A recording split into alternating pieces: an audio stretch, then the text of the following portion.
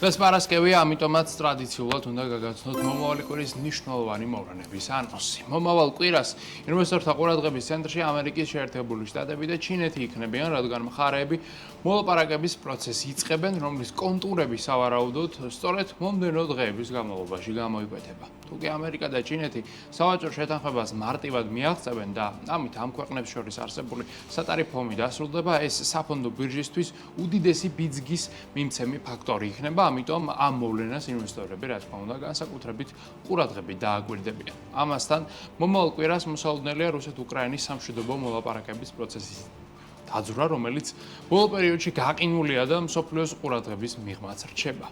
მაკროეკონომიკური თვალსაზრისითაც მომდევნო დღეების განმავლობაში ამერიკა-ჩინეთის დომინაციას ვიხილავთ, რადგან მათ ვაჭრობასთან, ინფლაციასთან, უმუშევრობასთან და ეკონომიკურ ზრდასთან დაკავშირებით უახლესი მონაცემების წარმოდგენა მოუწევთ.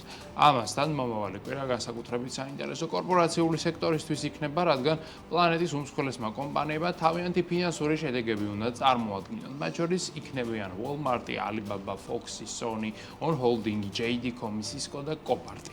დიდი ალბათობით ამ კომპანიებს ფინანსურად კარგად ექნებათ საქმე, თუმცა არსებობს მოლოდინი იმასთან დაკავშირებით, რომ მათ სამომავლო პროგნოზების გადახედვა მოუწევთ, რადგან პრეზიდენტ ტრამპის მიერ წამოწყებული სავაჭრო ომის პირობებში ყველაფერი არსებითად არის შეცვლილი და მოლოდინების გაკეთებაც ძალიან გართულებულია.